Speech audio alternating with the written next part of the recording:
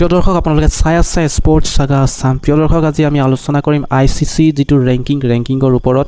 বৰ্তমান নিউজত হাইলাইট হৈ আছে ৰোহিত শৰ্মাৰ নাম। ৰোহিত শৰ্মাই আইচিচি যিটো ODI ৰেংকিং বেটছমেন হিচাপে টপ 2 অৰ্থাৎ দ্বিতীয় স্থানলৈ উন্নীত হৈছে, যিটো ভাৰতীয় ক্ৰিকেটৰ বাবে এটা ভাল, কাৰণ আগতেও তেওঁ দ্বিতীয় স্থানত আছিল আৰু মাজতে তাৰ প্ৰদৰ্শন অলপ বেয়া হোৱাৰ কাৰণে হেৰুৱাবলগীয়া হৈছিল স্থানটো, আৰু বহুত দিন পিছত পুনৰ দ্বিতীয় স্থানলৈ উন্নীত হৈছে।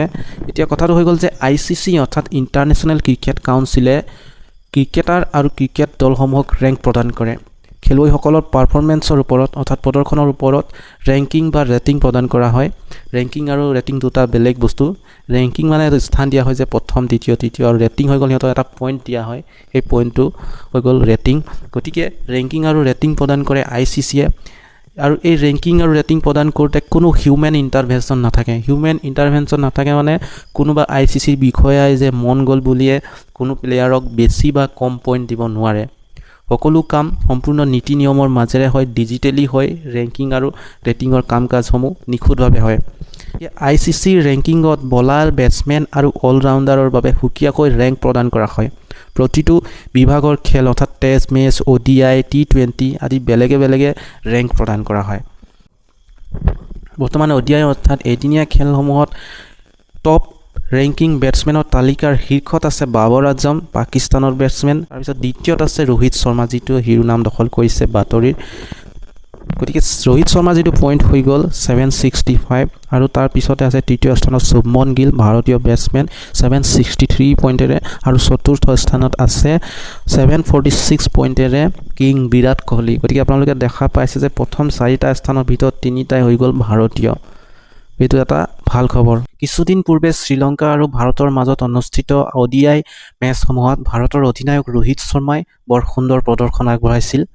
ভাৰতে যদিও 0-2 ব্যৱধানত শ্ৰীলংকাৰ হাতত পৰাস্ত হৈছিল, কিন্তু মেচসমূহত ৰোহিত শৰ্মাৰ প্ৰদৰ্শন আছিল প্ৰশংসনীয়। ৰোহিত শৰ্মাই 3খন মেচত মুঠ 157 ৰান কৰে আৰু তাত আছিল 2টাকৈ হাফ চেঞ্চুৰী। এনে সুন্দৰ প্ৰদৰ্শনৰ বাবে ৰোহিতৰ ODI ৰেংকিঙত উন্নতি হ'ল। ৰোহিত শৰ্মা পালেগৈ আইচিচি ODI বেটছমেন ৰেংকিঙত দ্বিতীয় স্থান, কিন্তু ৰোহিতে বৰ্তমানলৈকে আইচিচিৰ নাম্বাৰ 1 বেটছমেন হিচাপে স্থান নিশ্চিত কৰিব পৰা নাই। আপোনালোকে জানে যে ৰোহিত শৰ্মা অপেনাৰ হোৱা স্বত্বেও এগৰাকী বিস্ফোৰক বেটছমেন, যাৰ বাবে হিটমেন নামেৰে অনুৰাগীৰ মাজত জনপ্ৰিয়। কিন্তু ৰোহিত শৰ্মাই আজিলৈকে এদিনীয়া ৰেংকিঙত শীৰ্ষস্থান লাভ কৰিবলৈ সক্ষম হোৱা নাই। গতিকে এইবাৰ সুযোগ আছে ৰোহিত শৰ্মা নাম্বাৰ 1 বেটছমেন হিচাপে ৰেংকিঙত স্থান লাভ কৰাৰ। এনে নহয় যে ৰোহিত শৰ্মাৰ ৰেংক বহুত কম। ৰোহিত শৰ্মা ইয়াৰ পূৰ্বেও দীঘলীয়া সময়লৈকে আইচিচিৰ ODI বেটিঙত দ্বিতীয় স্থানতে আছিল। বৰ্তমানে শীৰ্ষস্থানত থকা বাবৰ আজমৰ 824 পইণ্টতকৈ অধিক পইণ্ট আছিল ৰোহিত শৰ্মাৰ, কিন্তু সেই সময়ত বিৰাট কোহলিৰ ৰেটিং পইণ্ট আছিল 900ৰো অধিক। বিৰাট কোহলি বৰ্তমান আইচিচি যিটো ৰেংকিং তাত 4th পজিশ্যনত আছে, একেবাৰে তলতো নহয়, আগফালতে আছে টপ 5ৰ ভিতৰতে। কিন্তু কেইবছৰমান আগত তাৰ প্ৰদৰ্শন আছিল বৰ উন্নত মানৰ সাংঘাতিক প্ৰদৰ্শন। এক দীঘলীয়া সময় আইচিচি ODI বেটিং ৰেংকিঙত টপ 1 শীৰ্ষস্থানত আছিল। সেয়ে বৰ্তমানৰ বাবৰ আজমতকৈও বেছি পইণ্ট থকা সত্ত্বেও ৰোহিত শৰ্মা কিন্তু দ্বিতীয় স্থানতে থাকিবলৈ বাধ্য হৈছিল। এইবাৰ ৰোহিত শৰ্মাৰ প্ৰদৰ্শন যদি ভাল থাকে, ভাল প্ৰদৰ্শন অব্যাহত ৰাখে, তেতিয়াহ'লে নিশ্চয় নাম্বাৰ 1 বেটছমেনলৈ উন্নীত হ'ব পাৰিব। প্ৰিয় দৰ্শক, আপোনালোকক জনাই থওঁ যে বৰ্তমানলৈকে কেৱল 4গৰাকী বেটছমেনহে আইচিচিৰ ODI বেটিং ৰেংকিঙত শীৰ্ষস্থান দখল কৰিবলৈ সক্ষম হৈছে। 1996 চনত ক্ৰিকেটৰ ভগৱান খ্যাত মাষ্টাৰ ব্লাষ্টাৰ শচীন তেণ্ডুলকাৰে প্ৰথমবাৰৰ বাবে এই স্থান দখল কৰিবলৈ সক্ষম হৈছিল, অৰ্থাৎ আইচিচিৰ ODI বেটিং ৰেংকিঙত শীৰ্ষস্থান দখল কৰিবলৈ সক্ষম হৈছিল। আৰু শচীন তেণ্ডুলকাৰে 2008 চনতো শেষবাৰৰ বাবে আইচিচিৰ বেটিং ৰেংকিঙত শীৰ্ষস্থান দখল কৰিবলৈ সক্ষম হৈছিল। তাৰ পাছত যদি আমি ক'বলৈ যাওঁ, তেতিয়া MS ধোনীৰ কথা ক'ব লাগিব। MS ধোনী মানে মহেন্দ্ৰ সিং ধোনী। আপোনালোকে জানেই যে ভাৰতীয় ক্ৰিকেট দলৰ প্ৰাক্তন অধিনায়ক আৰু উইকেট কিপাৰ বেটছমেন।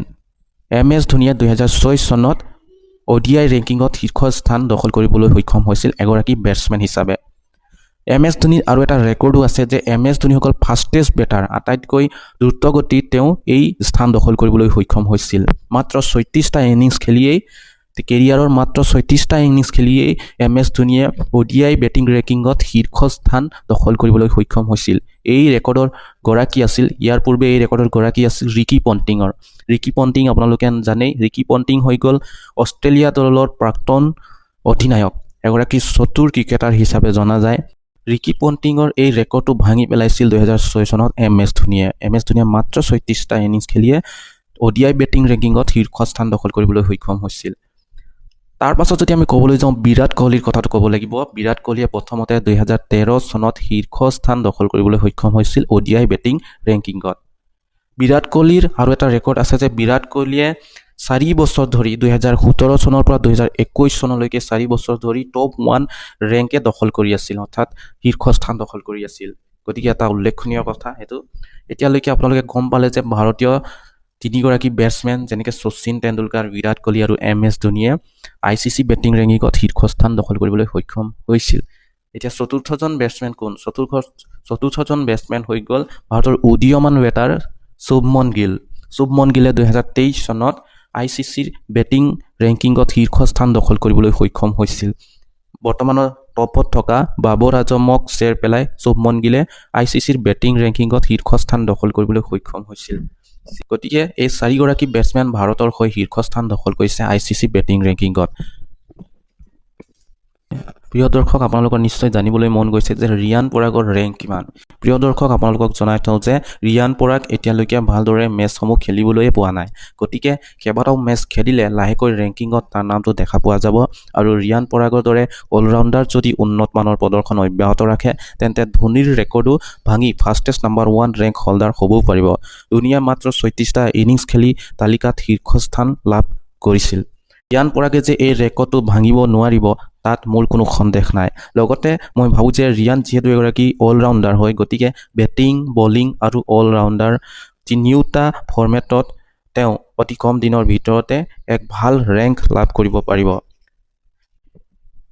বৰ্তমান যদি ICC ৰেংকিঙত ৰিয়ানক চাৰ্চ কৰি চাওঁ তেতিয়াহ'লে বেটিং ৰেংক দেখাইছে 638। এইটো কিমান দূৰ সঁচা পৰৱৰ্তী সময়ত গম পোৱা যাব। যদিও 638 যদি হয়, কিন্তু এইটো স্থায়ী হৈ নাথাকে। অতি কম সময়ৰ ভিতৰতে ৰিয়ানে যেতিয়া খেলিব তেতিয়া দ্ৰুতগতিত এই স্থানটোৰ পৰা উন্নতি লাভ কৰিব ৰিয়ান পৰাগে। কাৰণ ৰিয়ান পৰাগ এগৰাকী বিস্ফোৰক বেটছমেন হয় আৰু এতিয়ালৈকে ভালদৰে খেলিবই পৰা নাই, টেষ্ট মেচটো খেলাই নাই। আমাৰ আশা আছে যে ৰিয়ান কম সময়ৰ ভিতৰতে টপ 10 ৰেংকলৈ আহিব। আপোনালোকে কি ভাবে জনাব কমেণ্টত। ধন্যবাদ।